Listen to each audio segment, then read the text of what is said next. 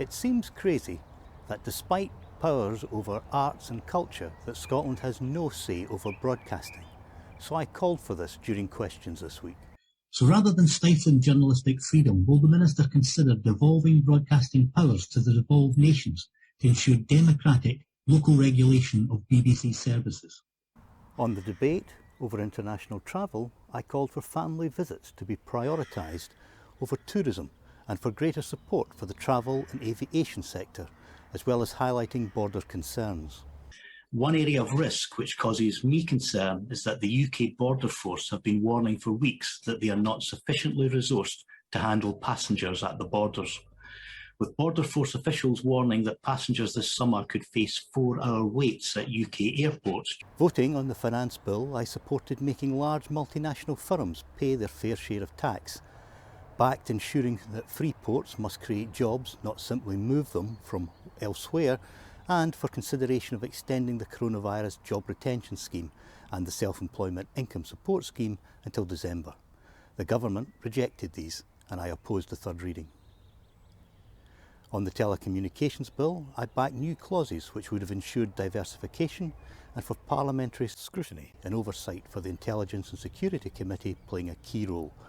I want to see a role for Scotland on telecommunications, something we will need to achieve independence to have a say on. This week at PMQs, Ian Blackford called on the PM to apologise. To apologise for the mistakes he made in handling the coronavirus pandemic, which contributed to over 128,000 deaths in the UK. We know that the Prime Minister made a series of catastrophic errors throughout the crisis. He went on holiday when he should have been leading efforts to tackle the pandemic. He was too slow to go into lockdown. He failed to secure our borders. He sent millions of people back to their offices prematurely. There is no doubt that these mistakes cost many thousands of lives.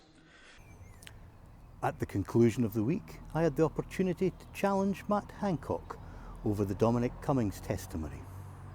We then heard a litany of evidence that the disease wasn't taken seriously in February last year, further compounded by the ignoring of sage advice in September to lock down and resulting in a worse second wave.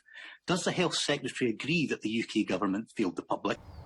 All of which reminds me of the old campaign slogan, any Scottish government could do better, something we will see with independence.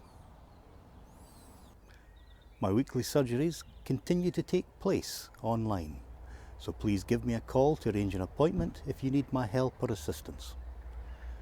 Parliament isn't sitting next week, so my next vlog will be in a fortnight.